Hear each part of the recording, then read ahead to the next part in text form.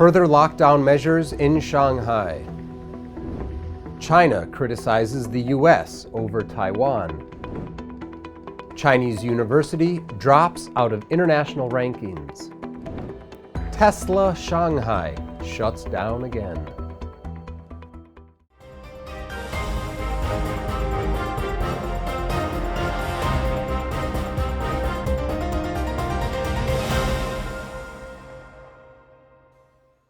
Hello, and welcome to Sound of Hope's daily China briefing. I'm Liam O'Neill, and today is May 12th. Even as parts of Shanghai have opened up, the CCP has signaled that new strict measures may be coming. CCP Chairman Xi Jinping recently instructed officials to, quote, win the battle defending Shanghai. Starting May 10th, this would be accomplished with an all-out attack on the virus. Another government slogan also pledges, we dare to face the virus, we dare to fight the virus, and we dare to be faster than the virus. Shanghai officials responded by initiating a, quote, silent management campaign. If your head is spinning with all of the jargon, you're not alone. Many netizens have asked, how can they be faster than an invisible virus? Sound of Hope was able to collect interviews and videos showing Shanghai residents' recent frustrations.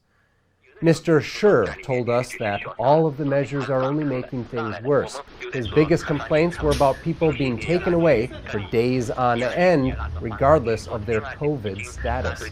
Quote, if Shanghai has no space to hold them, they will be sent to Hangzhou and Zhejiang. After they're brought back from modular hospitals, he continued, they are taken then to some hotel for 5 or even more days. They are desperate about quarantining people, whether they are positive or not. In this video, a woman describes how the local officials lied to residents, saying the quarantine would be in a hotel, but it ended up being in a hospital tent. A similar thing happened to these people on a bus. They're not clear where they're being taken to or for how long.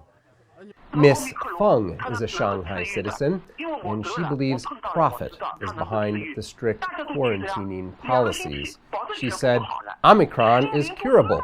Just stay home for 2 weeks and you'll be fine. The well-connected suppliers and couriers, they're all benefiting. Even if they test positive, they'll use someone else's negative test. It's all a game. Deutsche Welle News reports that local city governments are concerned about keeping their official posts in advance of the 20th National Congress. It seems zero COVID policy will be in effect until then, sometime in the second half of the year. Tensions between the U.S. and China over Taiwan may have risen again. In response to an increased number of Chinese naval vessels moving in the Taiwan Strait just last week, the U.S. State Department recently modified a section of its website that summarizes the U.S.-Taiwan relationship.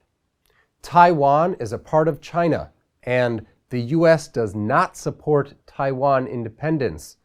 Meant to appease China, those two phrases were previously on the website. They've now been deleted. And a new statement was added, quote, we have a robust unofficial relationship as well as an abiding interest in maintaining peace and stability in the Taiwan Strait. According to Reuters, the State Department also summarized 6 Reagan-era security assurances given to Taiwan, which the United States declassified in 2020. Among these assurances, the U.S. has not set a date for ending arms sales to Taiwan. Chinese Foreign Ministry spokesman Zhao Lijian criticized the United States for changing the website as a petty act, and also one that would inevitably stir up a fire that only burns the U.S. A State Department spokesperson said that there is no change to our One China policy, and our commitment to Taiwan is rock solid and contributes to the maintenance of peace and stability across the Taiwan Strait and within the region. According to Fox News, he also added, We urge Beijing to cease its military, diplomatic, and economic pressure against Taiwan. Though China wishes for Taiwan reunification without armed conflict, Beijing has never renounced the use of force to bring the democratic island under its control. Over the weekend, Beijing sent aircraft into Taiwan's defense zones to further test and improve the joint combat capability of multiple services and arms. That quote is from Reuters. Taiwan's government rejects unification with China, saying that only the 23 million inhabitants can decide on the future of the island. Renmin University of China has decided to withdraw from its international university rankings this year. And this is after Chairman Xi Jinping visited its campus last month.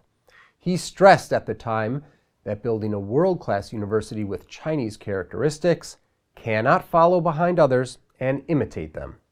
Those words were delivered to the Communist Youth League, asking the group to train and develop party members to ensure that the red country never changes color, and that members of the Communist Youth League should dare to fight and be good at fighting. The Communist Youth League is made up of young adults, 14 to 28 years old. They are usually university students or those who have just joined the workforce.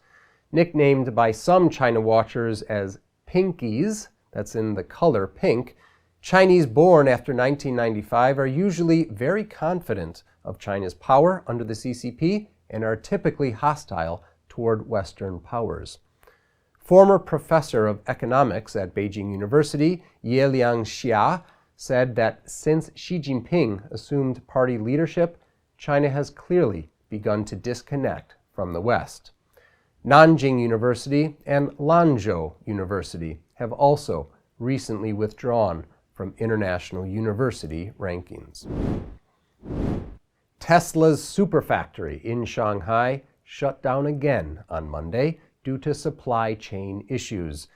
It's only been 3 weeks since Tesla partially resumed production at the Shanghai plant on April 19th, and that was following a 22-day shutdown due to lockdowns.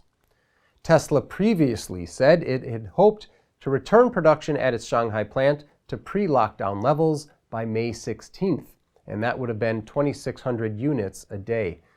Monday's shutdown came about after its main auto parts supplier, Optiv, halted shipments from its plant following a confirmed case of COVID.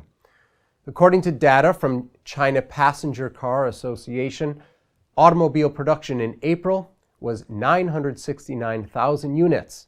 That's 41% lower than last year. The association also said that Tesla did not export any cars from China in the month of April.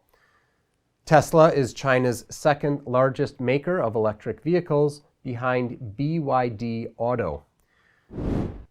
And that's it for today's China briefing. Please join us next time, and please like and subscribe.